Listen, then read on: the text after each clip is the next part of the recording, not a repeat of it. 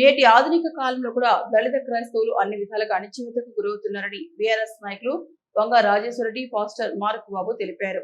సిద్దిపేట జిల్లా కేంద్రంలోని ఓ private function హాల్లో దళిత క్రైస్తవుల అవగాహన సదస్సు నిర్వహించారు.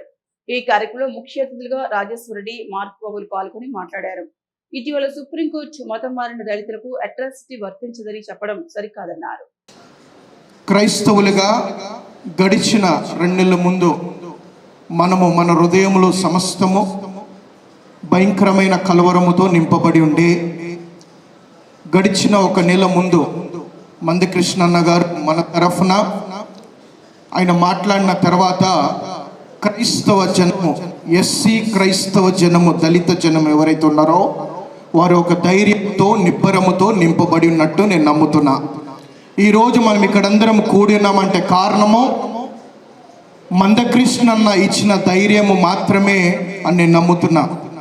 సో మీకు ఒక విషయం నేను చెప్పాలని ఆశపడుతున్న సంగమా, గడిచిన 30 సంవత్సరముల నుండి AICF, all India Christian federation ఏదైతే ఉందో, మన దళితుల హక్కుల కోసము పోరాడుతూ హైకోర్టులో కూడా సుప్రీంకోర్టులో కేసు వేసి ఈ యొక్క ఇష్యూని ముందుకు తీసుకెళ్తుండగా హఠాత్తుగా ఈ యొక్క విషయము మనకి బయటికి వచ్చింది. మనకు తెలుసు మనము బలహీన వర్గముగా పిలువబడుతున్నాం. ఎస్పెషల్లీ ఎస్సీ క్రైస్తవులు అంటే లెక్క లేని స్థితిలోకి ఈ రోజున ప్రభుత్వాలు మనం తీసుకెళ్తున్నాయి. మరి సమాజంలో అట్టడుగు వర్గాలకు చెందిన వారు, అవమానించబడ్డవారు ఏ రకమైన అవమానాలు పడ్డారో మాకంటే ఎక్కువ మీకే తెలుసు. మరి ఇలాంటి వాళ్ళనే మనం గ్రామాలలో దళితులుగా అభివర్ణించుకుంటూ వాళ్ళ అభ్యున్నతి కృషి చేసుకుంటూ ప్రభుత్వం తరఫున కొన్ని రాయితీలు ఇచ్చుకుంటూ మీకంటూ ఒక ప్రత్యేక చట్టాలు చేసుకుంటూ మరి మిమ్మల్ని హత్తుకునే విధంగా, మీరు కూడా పైకొచ్చే విధంగా కేవలం విద్య, వైద్యం, అలాగే కొన్ని గవర్నమెంట్ స్కీమ్స్లో మరి అన్నిటికంటే ముఖ్యంగా మిమ్మల్ని దళితులుగా అవమానించినప్పుడు మీకు కొన్ని అట్రాసిటీ సెక్షన్స్తో సహా ప్రభుత్వాలు మీకు సహాయం చేయడానికి, మరి రాజకీయంగా కూడా మీరు అత్యున్నత స్థాయికి ఎదగడానికి అనేకమైనటువంటి వెసులుబాట్లు ప్రభుత్వం కల్పించడం జరిగింది. మరి నేను మిమ్మల్ని ఒక ప్రశ్న అడగదలుచుకున్నాను.